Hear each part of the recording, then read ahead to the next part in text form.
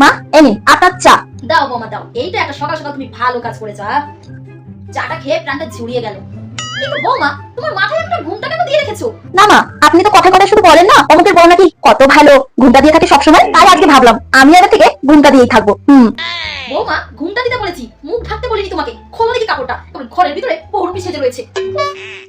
ও, অল্প যাতে মুখ দেখা যায়। আচ্ছা মা, দেখুন তো মা, এবার ঠিক আছে? এই কি মা, চা পড়ে যাবে তো।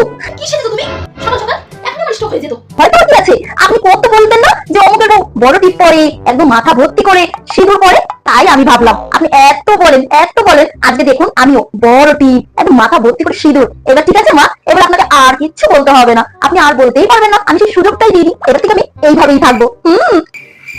বৌমা, একটু বড় করে টিপ করতে বলেছি, তোমাকে কপাল জুড়ে আমি একেবারে খুশি সাজতে বলিনি, বুঝতে পেরেছো? তাদেরকে এগুলো পরিষ্কার করো, তারপরে তোমার শ্বশুর মশাই দিবে না, সে একেবারে হাত